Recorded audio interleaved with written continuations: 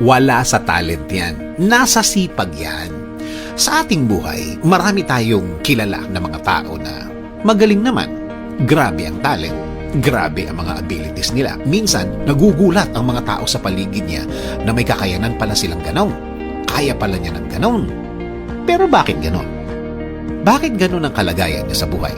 Bakit parang hindi match? Bakit parang hindi niya mapakinabangan ang talent niya? Kasi nga, wala sa talent yan. Nasa sipag at attitude yan. May mga taong kahit ilang beses mo nang binigyan ng chance, nabigyan ng chance ng buhay, bakit parang hindi umangat?